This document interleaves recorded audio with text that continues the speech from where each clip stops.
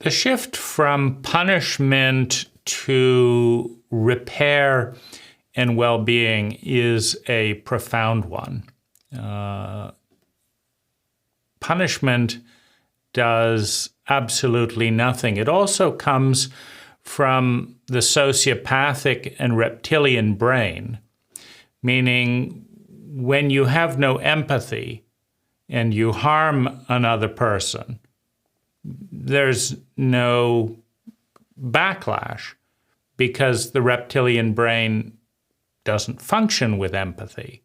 It functions with fear of pain. And so the destructive behavior continues until a larger source of fear and pain is directed at the offender.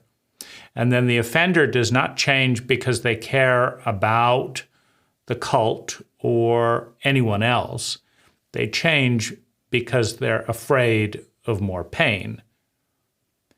A crocodile doesn't back off until you show it with fear and force that you can inflict major pain on it. That is the only curbing element in a crocodile.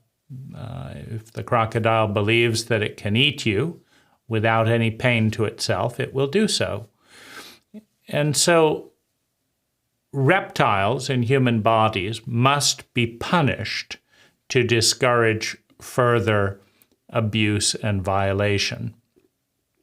However, the whole principle of a 10x living community is to heal enough trauma within each individual and avoid causing as much trauma as possible, such that the reptilian brain releases the consciousness into the empathic regions of the brain.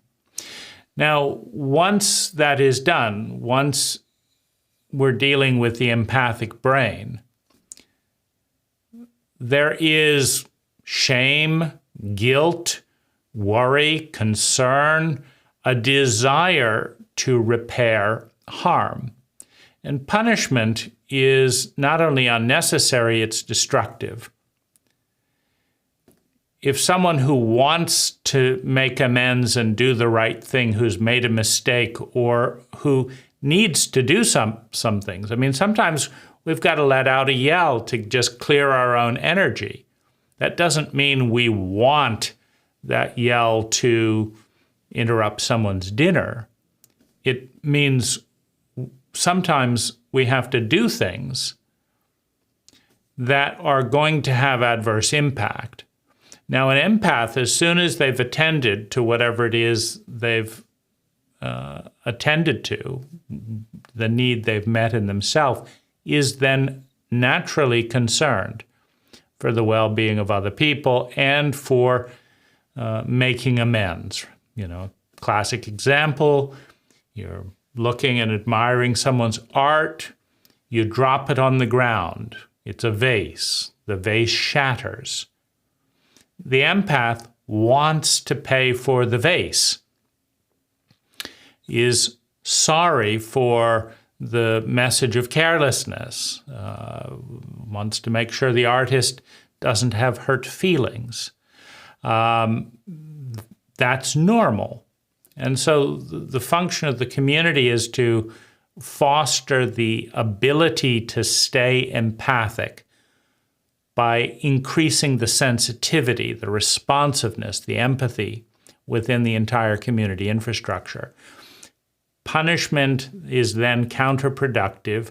So the focus then is on balance and making amends.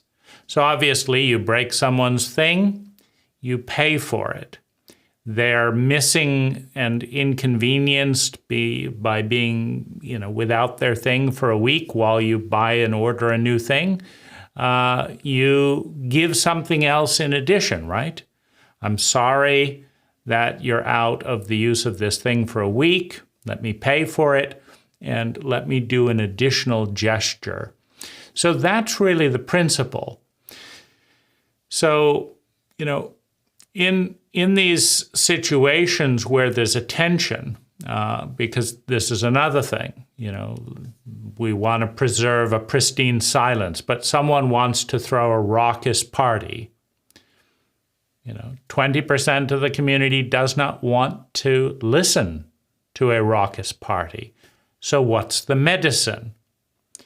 Is it an outing out of the community to another serene place? Is it the people that want to throw raucous parties from time to time build a sound cocoon of a place of silence that is insulated for people to go to that can always be in silence? What's the medicine is always the question. And in a punishment paradigm, you want to make the medicine as expensive as possible. You're disturbing the peace, so let's make it as difficult for you as possible to do that. The way that you can satisfy me is going to be very difficult. But when you're looking at goodwill and rapport in community, you want to make it as easy as possible for someone to repair the damage and maintain that flow. So that's really what this protocol is all about. Hi, I'm Dane Rose. All knowledge begins with a paradigm, and out of that paradigm comes an idea, an awareness that we adopt, reject, or synthesize into something better.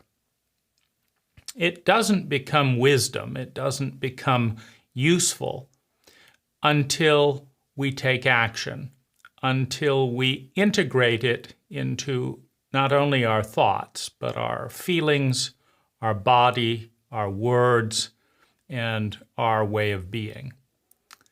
For that to occur, we have to move from the passive media paradigm into more active engagement.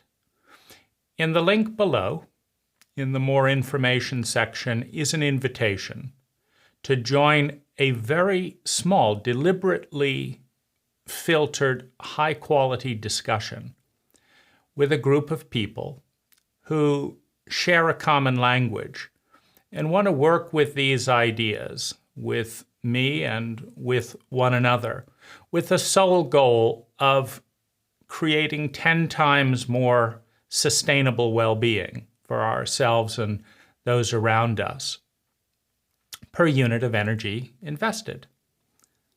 Thank you for watching.